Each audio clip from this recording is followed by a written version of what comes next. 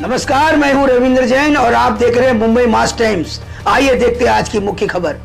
असेल तर तो सर्वांना मान्यच करावा लागेल, पण आता जवळपास गेले 25-30 वर्ष किंवा त्याहीपेक्षा जास्त मी स्थानिक स्वराज्य संस्थांच्या निवडणुका पाहतोय। पण असं पहिल्यांदा घडतंय की घोषित केलेल्या निवडणुका पुढे चाललेल्या आहेत, त्याचे निकाल पुढे चाललेले आहेत। मला असं वाटतं की एकूणच ही जी काही सगळी पद्धती आहे, ही पद्धती काही फार योग्य वाटत नाही। अर्थात खंडपीठ स्वायत्त आहे, त्यांनी निकाल दिला तो सगळ्यांना मान्य करावा लागेल। इलेक्शन कमिशनही स्वायत्त आहे, पण यातनं जे उमेदवार आहेत, जे मेहनत करतात, इतके दिवस प्रचार करतात, त्या सगळ्यांना एक प्रकारे त्याचा भ्रमनिरास होतो आणि सिस्टीमच्या फेलियरमुळे त्यांची काही चूक नसताना त्या ठिकाणी अशा पद्धतीनं या सगळ्या गोष्टी होणं काही योग्य नाहीये।